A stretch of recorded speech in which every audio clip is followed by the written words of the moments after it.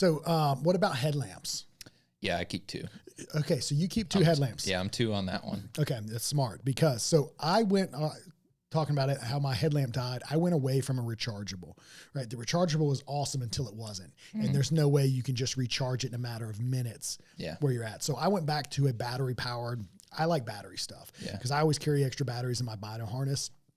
But I carry one. I carry a little Petzl that's got all 3, 3 different colors, and then nice white light that has 3 different brightnesses. But something we were talking about, which is interesting. You're one of the other individuals that I've talked to about it, is you use white light over red. Yeah, which blew my mind. Like all the dudes I talked to that are like actually like pretty, I would say hardcore hunters, like really get after it, public land, kill good deer.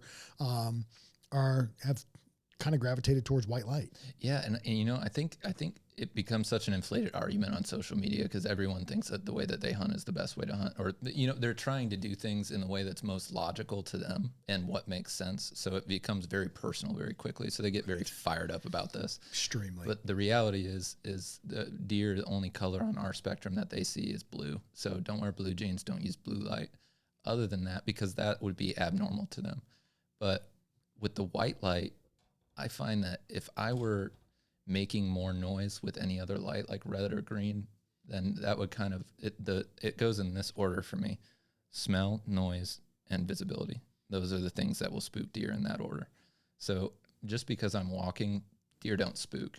But if they smell me, they're definitely spooking. Oh, yeah. And if they hear me, because I'm making too much noise, they're definitely spooking. So when I go and have a white light, but I'm walking quieter, I find I get in really close to deer because I hunt bedding areas on public most of the time. So aggressive. Yeah, I'm super aggressive with that. And then, like I said, my favorite setup is a drainage, but that's near bedding too. Yep.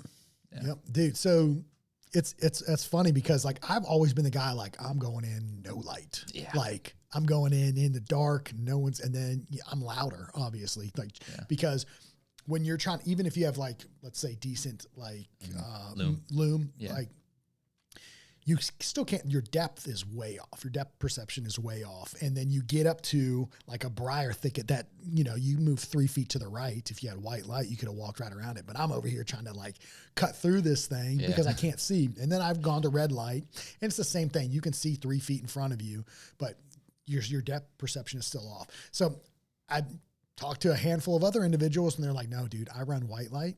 And I asked you, I'm like, do you run it on like the lowest setting? You're like, nope. Max setting.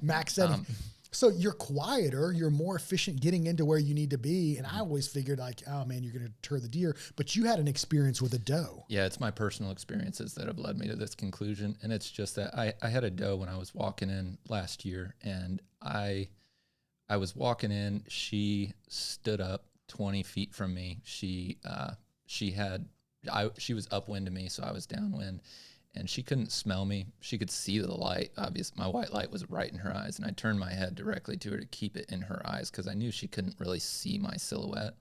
I pulled up my grunt tube, let out a soft little young buck grunt, and then I started walking more on the downwind side. I skirted around her, stayed 20 feet the whole time. She let me get into the spot, which was only 50 yards away from where I was headed because, like I said, I hunt the bedding areas.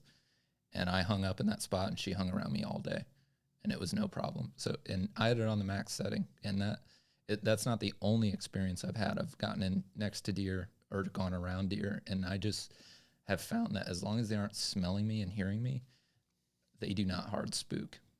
I'll get a soft spook where they'll trot off, but they won't blow at me. And they seem to always come back. Like it's like they're more curious than anything. I even bump and dumped a buck on opening day two or 3 years ago, same way. Yeah, that's such a good feeling. Yeah, that's like, it's so awesome. Dude, that's the best. So whenever do you turn, like as soon as you get in the woods, you turn that thing on? Oh yeah, and one of those things too is I just have a healthy distrust of other hunters and safety. Good point. In public land, like I'm not even going to play any games. That's how I started using white light. But now through my experiences, I'm really finding that it doesn't matter anyway. That's a really good point. Safety issues. Yeah. Especially on public, man, you just never know who's out there. And there's some people that are willing to risk it all for what they think potentially could be a good animal. Yeah, one of the guys on my team shared the funniest story I think I've ever heard about a hunter. He said they were in high school, and this guy comes up to him and says, "Man, I got a big buck this morning." He's like, "Oh yeah, you got a picture?" He's like, "No." He came in, it was dark. It was like a half hour before first light. So he's like, "You mean like gray light?" He's like, "No, it was like dark.